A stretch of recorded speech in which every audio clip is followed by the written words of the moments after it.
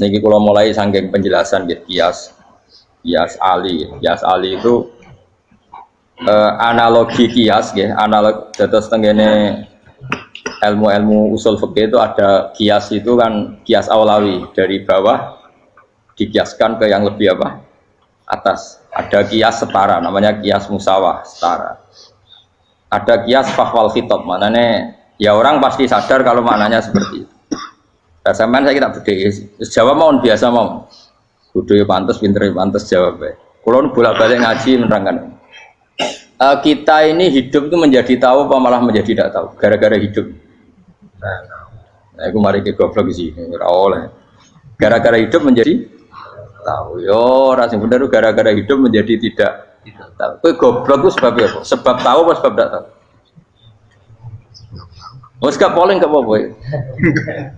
Ayo 02 sik sebab tahu. Ini yang syukuran. Tahu. Hidup itu menjadi tahu menjadi tidak tahu.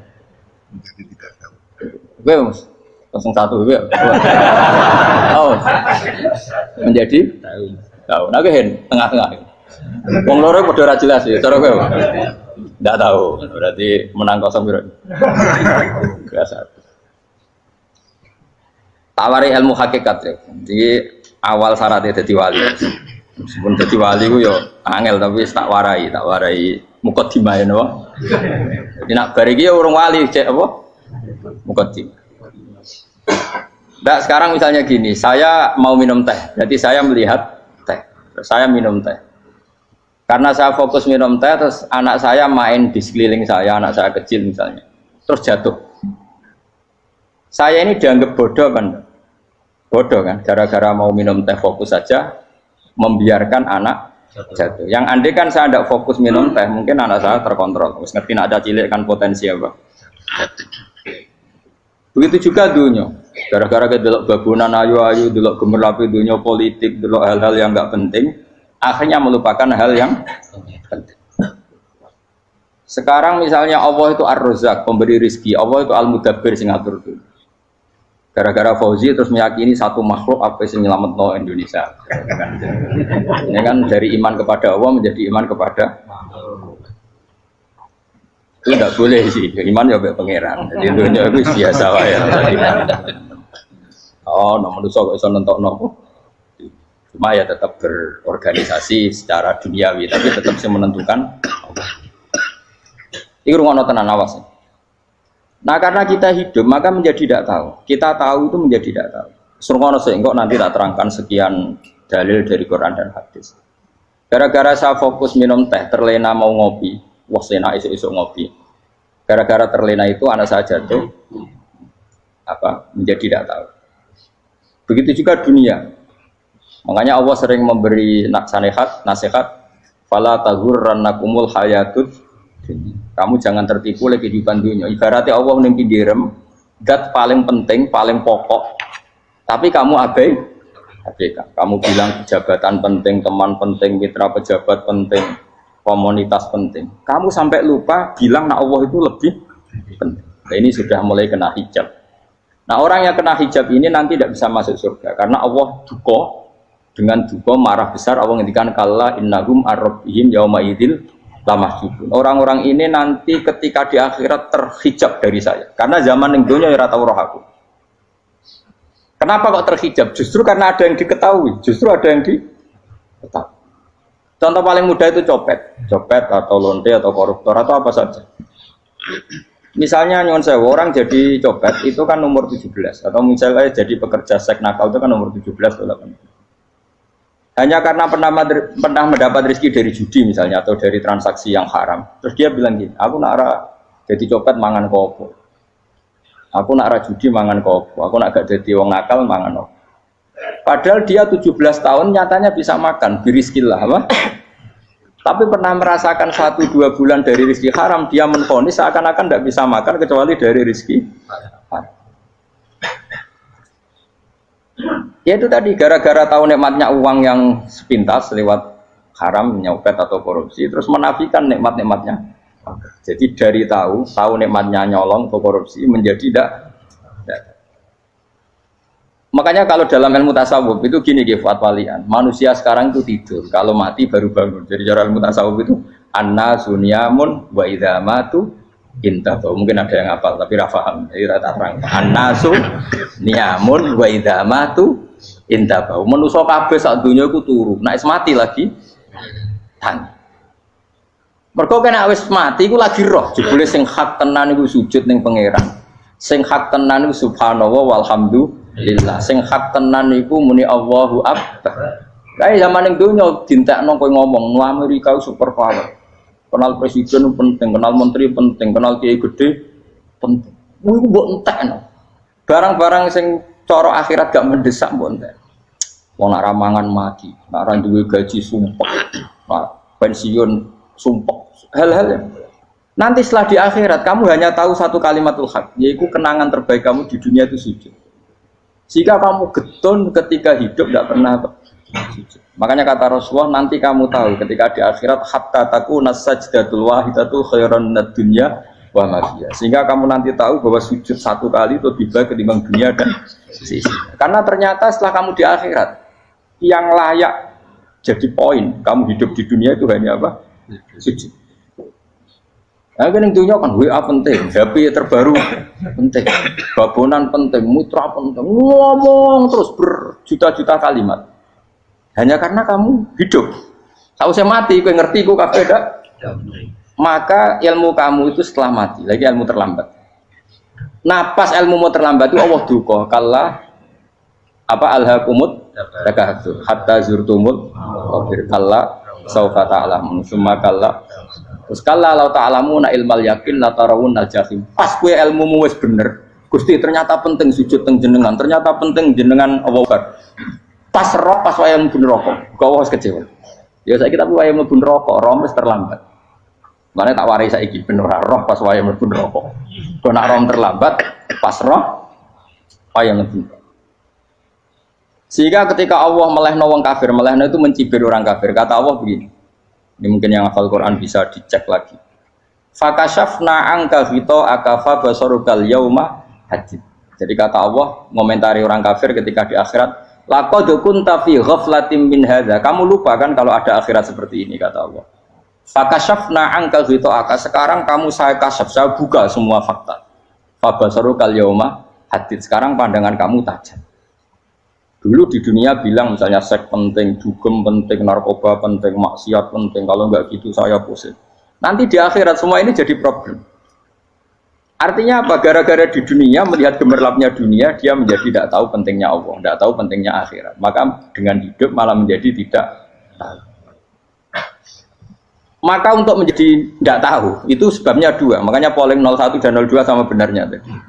Gara-gara tahu yang menjadi tidak tahu, gara-gara tidak tahu yang menjadi tidak tahu. Tadi misalnya kamu fokus ya, misalnya Rukin jelalatan untuk cawe itu, fokus untuk cawe itu, gak Allah waktu ngarepe kejengkang, kesandung. Berarti gara-gara melihat menjadi tidak tahu. Ya kira-kira seperti itu. Gara-gara fokus delok dunya nganti roh hae Allah Subhanahu wa taala. Di sini Allah sering pesan fala taghurrannakumul hayatud dunya wala yaghurrannakum billahil. Kamu jangan tertipu dengan kehidupan dunia. Makanya saya itu orang yang paling fanatik sujud. Soalnya kalau suwun jenengan sing sujud. Masa sujud salat 5 waktu lah nikmati. Karena sekali kamu terbiasa mensifati dunia ini penting, nanti kamu akan lupa mensifati akhirat itu penting. Dan itu awal kamu tergelincir dari ansawa isabil, dari jalan yang benar. Makanya tadi pepatahnya orang sufi apa? An-nasunyamun wa idza matu indah. Manusia itu tidur, kalau mati baru. Terus contoh kedua begini. Kenapa Allah begitu murka ketika orang tidak mengerti hak-haknya Allah? Bukan karena Allah anarkis atau keras, tidak. Memang secara akal pasti begitu. Saya sama tak beda ini. Lihat contoh gampang-gampang saja, tak wari logika. Kalau ada orang buta lewat kemudian nabrak tembok, karena apa? Karena buta kan? Buta itu maknanya apa? Tidak tahu. Akibat tidak tahu, nabrak tembok. Ya kan? Karena tidak tahu. Karena tidak tahu, nabrak tembok. Karena tidak tahu, terjatuh di sungai. Karena tidak tahu, terjatuh di jurang. Sekarang juga sama. Orang karena tidak tahu pentingnya agama, tidak tahu pentingnya Allah, kemudian dia fokus ke duniawi. Akhirnya ya nabrak tembok. Natijanya sama enggak? Saya ulang lagi ya, orang buta karena tidak tahu nabrak tembok. Orang fokus untuk perempuan cantik atau melihat apa, kemudian dia tidak tahu depannya juga nabrak. Untuk menjadi nabrak itu syaratnya tidak tahu apa tahu. Bisa dua-duanya. Tidak tahu ya sebabnya nabrak, fokus ke yang lain ya bisa. Nah, maka tidak tahu ya sebab nabrak, fokus ke yang lain juga sebab. Nah mata kita, hati kita ini sudah dipenuhi hal-hal yang tidak penting, sehingga kita lupa dari hal yang penting. Kayak tadi kita mau minum kopi saja, fokus sampai meninggalkan anak main sampai jatuh. Berarti minum kopi tidak satu kebodohan, tapi ketika membiarkan anak kecil jatuh itu adalah kebodohan. Sebetulnya makan menikmati dunia itu tidak kebodohan, tapi ketika Anda melupakan Allah itu menjadi satu apa? Kebodohan. Ini disebut kamu jangan terlena oleh kehidupan apa? Dunia.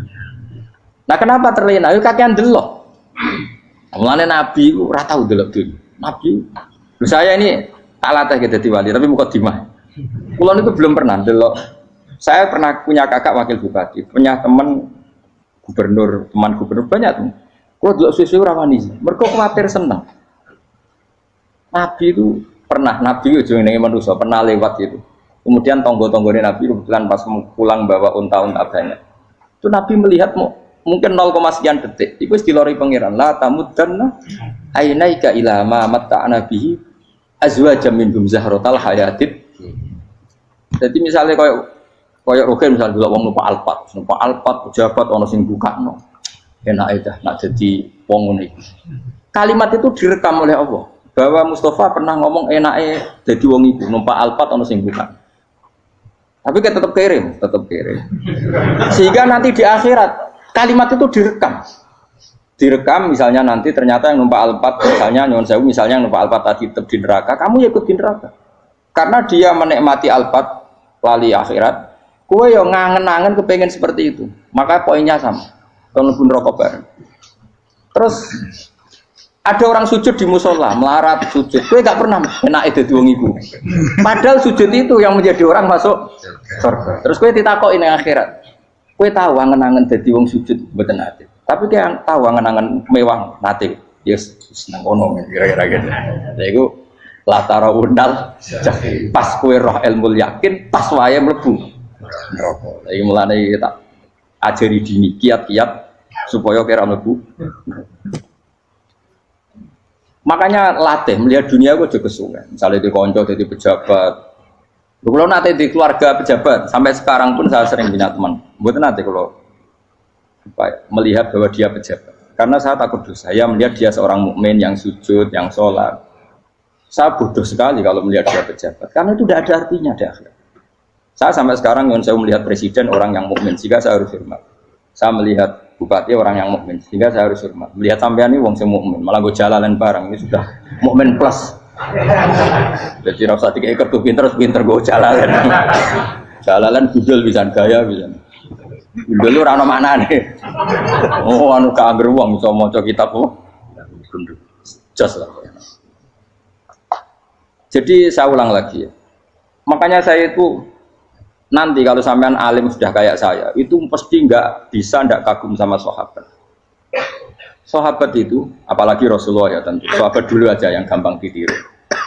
Sayyidina Umar ketika ditusuk oleh siapa? Abu Lu'lu siapa? Al-Majusi. Abu Lu'lu itu seorang Majusi. Dan Umar itu orang pendendam. Dia orang pendendam. Tapi tentu karena dia orang baik, ya pendendamnya hal-hal yang baik. Coba kalau kamu ditusuk orang itu dendam nggak? Kira-kira sebagai manusia kan dendam. Itu tanyanya begini sama yang ya taruh sekarang orang dekatnya. Yang bunuh saya tadi siapa? Oh itu Abu Lulu Al-Majusi, Hulamul Muhirah. Dia budaknya Muhirah.